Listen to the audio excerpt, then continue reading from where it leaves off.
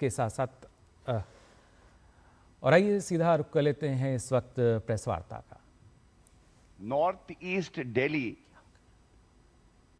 witnessed riots and a public servant, an officer of the Intelligence Bureau, Ankit Sharma, was brutally murdered. Yesterday, the trial court has delivered a verdict. This verdict is very significant because it lends credibility and it also ensures that justice is delivered to the family members of the deceased Ankit Sharma. मैं अगर हिंदी में कहूं, कल एक ऐतिहासिक फैसला दिल्ली दंगों को लेकर न्यायपालिका ने दिया है और ये फैसला ऐतिहासिक भी है और सुनिश्चित भी करता है अंकित शर्मा, जो कि एक आईबी ऑफिसर था, जो कर्तव्य का निर्वहन कर रहा था, जिस तरह से उसकी जघन्य हत्या की जाती है, 5 लोगों को इसमें दोषी ठहराया गया है। और सबसे पहले बहुत जिम्मेदारी और प्रमुखता से एक बात मैं उठाना चाहूंगा।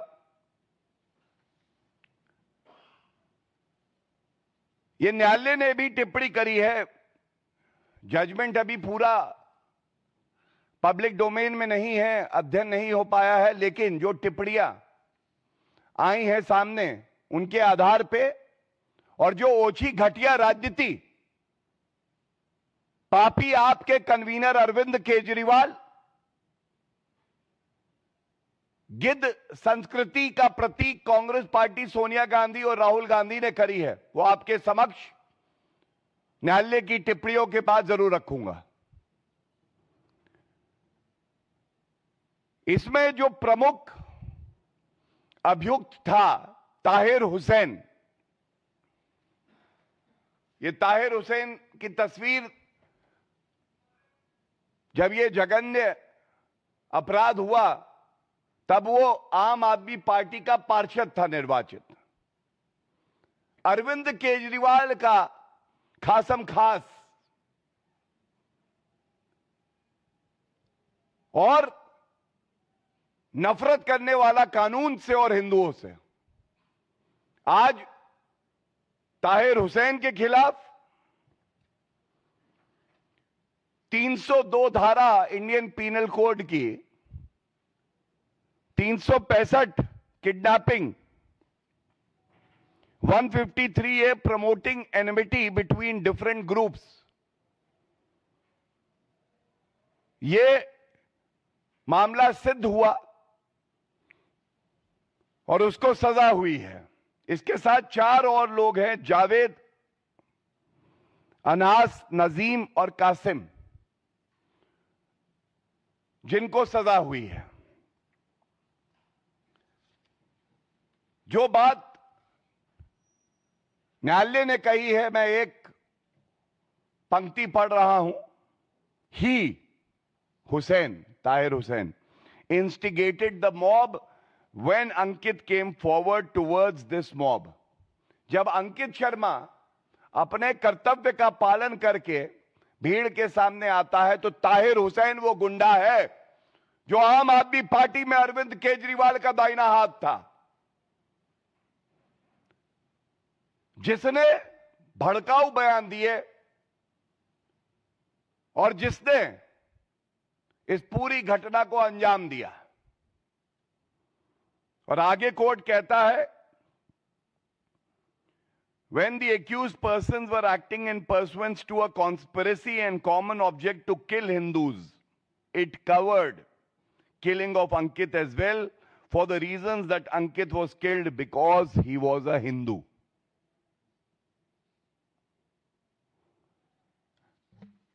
अब सवाल यह आता है कि सरकार दिल्ली में अरविंद केजरीवाल मुख्यमंत्री, उनके पार्षद ताहिर हुसैन दंगा करवाते हैं, एक आईबी ऑफिसर की हत्या करवाते हैं, और बड़ी प्रखरता से हमने इस पे प्रेस वार्ता भी करी, और यह मुद्दा जनता का मुद्दा था। कोई मिट्टी का तेल लेके चल रहा था तो वो अरविंद केजरीवाल और सोनिया गांधी जी थी, जिनके ऊपर मैं अभी आऊंगा। और मुझे याद है जब संसद के पटल पर मार्च 2020 में यह मुद्दा आया तो गृह मंत्री श्री अमित शाह जी ने एक वक्तव्य दिया था। उन्होंने कहा था कि जो भी आरोपी है ये बख्शा नहीं जाएंगे, एक एक को पकड़ेंगे और इनको सजा होगी। और आज जब ये फैसला आया है तो ये कहना गलत नहीं होगा कि ये न्याय की जीत है, ये जनता की जीत है, ये कानून की जीत है, ये संविधान की जीत है। ये सवाल जरूर पूछे जाएंगे, अरविंद केजरीवाल जी आप ये प्रेस वार्ता देख रहे हैं, कहीं छुपिएगा मत, जैसे आप जब ताहिर हुसैन पकड़ा गया था छुप गए थे, एक शब्द आपके मुख से नहीं निकला था, पार्टी से आपने निष्कासित नहीं किया था, उसको राजनीतिक संरक्षण दिया था। आज ये सवाल आपसे पूछा जाएगा, क्या आप बाहर निकल के आज देश की जनता और दिल्ली की जनता से माफी मांगेंगे? आज ये भी पूछा जाएगा किन कारणों की वजह से आपने ये नफरत फैलाई, आपके इशारे पे ताहिर हुसैन ने ये किया। ये जनता को विश्वास है, और ये राजनीतिक संरक्षण क्यों दिया जा रहा था ताहिर हुसैन को? तीसरा जो बड़ा सवाल है, जो अरविंद केजरीवाल और सोनिया गांधी दोनों को उत्तर देना चाहिए, जब कानून अपना काम करता है, पुलिस अपना काम करती है, आईबी का हमारा जो अफसर है वो अपना काम करता है, तो ऐसा क्यों है कि घटिया ओछी राजनीति करने के लिए सोनिया गांधी और अरविंद केजरीवाल जाने जाते हैं, गिद्ध बन के लाशों पे जो राजनीति करते हैं और पीड़ित परिवार के साथ नहीं खड़े होते हैं? ये खड़े होते हैं आरोपी के साथ, क्योंकि आरोपी का धर्म इन्हें दिखाई देता है, वो इनका वोट बैंक है। तो ऐसा अरविंद केजरीवाल आपने क्यों किया, यह पूछा जाएगा। और सबसे प्रमुख बात, क्यों अरविंद केजरीवाल से आज भी ताहिर हुसैन के तार जुड़े हैं? ताहिर हुसैन को राजनीतिक संरक्षण कोई दे रहा है तो अरविंद केजरीवाल आज भी दे रहे हैं। अमानतुल्लाह खान का आज का बयान, अमानतुल्लाह खान का बयान यह कहता है कि हमारे देश के न्यायालय ने साक्ष्य प्रमाण गवाहों की जो गवाही थी उसके बिना पे जो सजा दी है, यह दुर्भाग्यपूर्ण है। अमानतुल्लाह खान, यह दुर्भाग्यपूर्ण है। स्वर्गीय अंकित शर्मा जिसने देश के लिए शहादत दी, जिसके साथ जनता खड़ी है, भाजपा खड़ी है, उसके लिए एक शब्द नहीं, और एक दोष सिद्ध व्यक्ति के लिए कहते हैं यह दुर्भाग्यपूर्ण है। यह अमानतुल्लाह खान आज बयान देते हैं।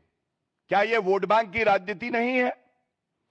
न्याय से ऊपर अब अरविंद केजरीवाल हो गए, न्यायालय से ऊपर अरविंद केजरीवाल हो गए। और ये बहुत पीड़ा से, बहुत भारी मन से मैं एक बात कहूंगा, 51 बार अंकित शर्मा के पार्थिव शरीर में चाकू भोंकने के निशान थे, ये पोस्टमार्टम रिपोर्ट कहती है। 51 बार। इतनी नफरत, ऐसा द्वेष। और उसका कसूर क्या है? आईबी ऑफिसर अपना काम कर रहा है। और आज जब हम इस फैसले की बात कर रहे हैं, अमानतुल्लाह खान की इतनी हिम्मत पड़ती है कि वो बाहर निकल के कहते हैं कि धर्म देखा गया ताहिर हुसैन का, इसलिए सजा हुई। उसके साथ नाइंसाफी हो रही है। ये चरित्र, ये डीएनए है पापी आप अरविंद केजरीवाल का। और सबसे बड़ा दोषी अगर कोई है ताहिर हुसैन के साथ, तो वो अरविंद केजरीवाल हैं, जिसके इशारे पे ये हुआ और जिसने लीपापोती करी। मुख्यमंत्री थे, लेकिन एक शब्द अंकित शर्मा के लिए, और जो भारतीय नागरिक मारे गए दिल्ली दंगे में, करीब 60 लोग मारे गए, एक बार उनके लिए कुछ नहीं कहा। इसके साथ आज ये बात जरूर उठानी चाहिए, पुरजोर तरीके से उठानी चाहिए। आप याद करिए, ये दिल्ली के दंगे क्योंकि संसद में एक कानून पारित होता है, सीएए, सिटीजनशिप अमेंडमेंट एक्ट। हमारा संविधान कहता है बिल लाया जाएगा संसद के पटल पर और वो पारित होगा या गिर जाएगा, ये पारित होता है। एक माहौल बनाया जाता है राहुल गांधी द्वारा, सोनिया गांधी द्वारा, कि जो मुसलमान हैं उनकी नागरिकता चली जाएगी।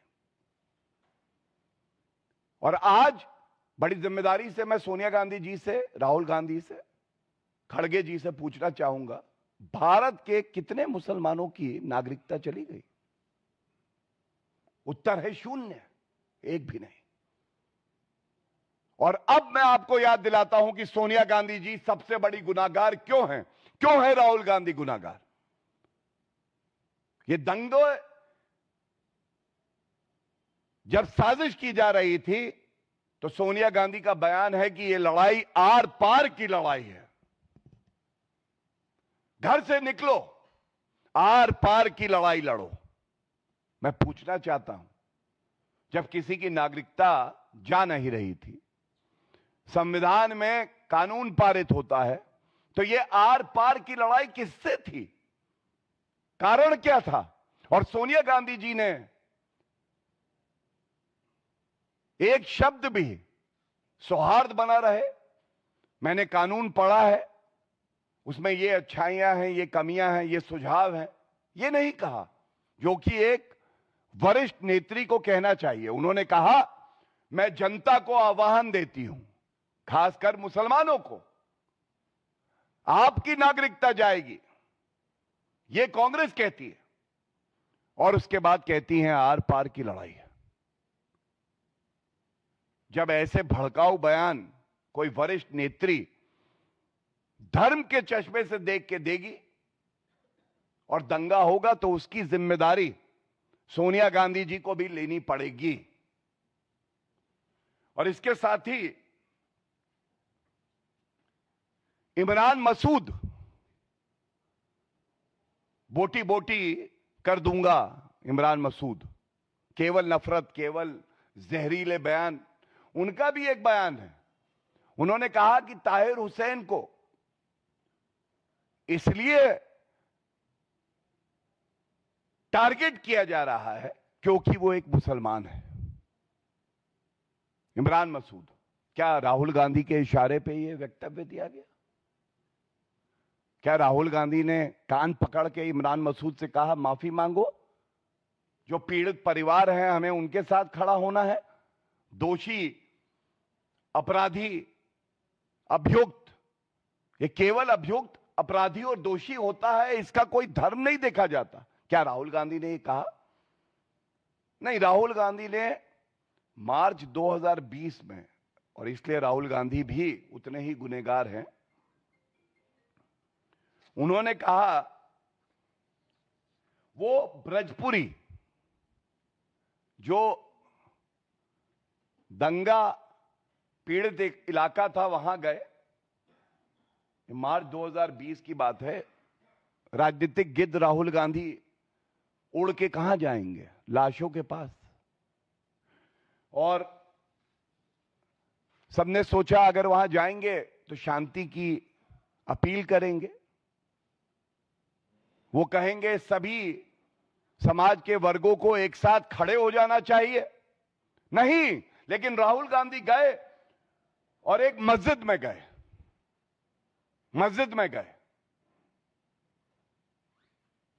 वो अंकित शर्मा के परिवार वालों से मिलने नहीं गए। जिनकी हत्या हुई थी उनके परिवारजनों से मिले नहीं, संवेदनाएं नहीं व्यक्त करी, ढंढास नहीं बंधाया। उन्होंने कहा मैं मस्जिद में आया हूं टू प्रोवाइड हीलिंग टच। अब मैं ये कहना चाहता हूं, ये हीलिंग टच नहीं था, ये ब्लीडिंग टच था राहुल गांधी का। Whenever I see blood like a political vulture, I have to reach there. I have to ensure there is blood and more blood. ये राहुल गांधी का दौरा जो है केवल तुष्टीकरण की राजनीति थी। और दुख की बात यह है, चाहे वो सोनिया गांधी जी हो, राहुल गांधी हो, चाहे अरविंद केजरीवाल हो, चाहे तमाम तुष्टीकरण करने वाली पार्टियां हो, समाजवादी पार्टी भी है, ममता बनर्जी भी है, किसी ने भी हम कानून के साथ हैं, पीड़ित परिवारों के साथ हैं, ये नहीं कहा। उन्होंने केवल एक बात कही, तुष्टीकरण हम करते रहेंगे, मस्जिद जाएंगे, एक वर्ग की बात करेंगे, अगर वो अपराधी भी है तो क्या हुआ। और ये बहुत ही चिंताजनक बात है। मैं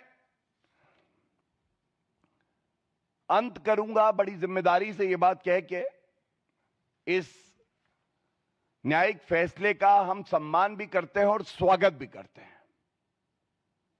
we welcome this verdict by the trial court where Tahir Hussain has been convicted under section 302 murder and other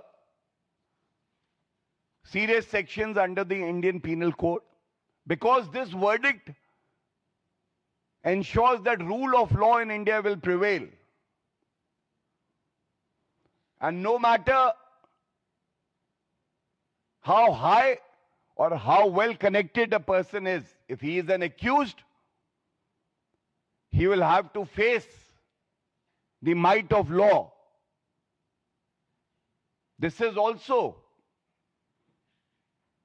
the healing touch that victims' family required, society required.